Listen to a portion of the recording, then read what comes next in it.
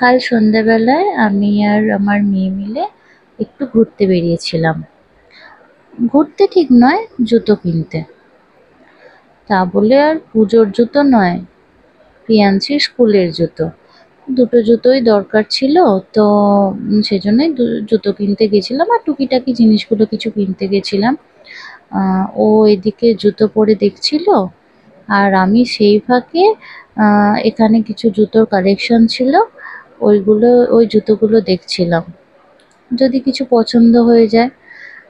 কিন্তু আমার সেরকম পছন্দ হলো না। তবে একটা পছন্দ হয়েছিল, কিন্তু আর নিলাম না। তারপরেই আমরা ওখান থেকে একটু রোল খেতে চলে এলাম। এবার বাইরে বেরিয়েছি, একটু রোল না খেলে হয় বলো? একটা তো কিছু খেতেই হবে। তো মেয়ে বলল, মাম্মা চলো একটু রোলই খাই। তবে আমরা ওখানে আর খাইনি, আমরা বাড়িতে পার্সেল নিয়ে চলে এসেছিলাম। কারণ বাড়িতে তো ছোটটা আছে, তার সাথেও তো শেয়ার করতে হবে। ওকে তো নিয়ে যাওয়া হয়নি, সেজন্য আমরা ওখান থেকে নিয়ে নিলাম।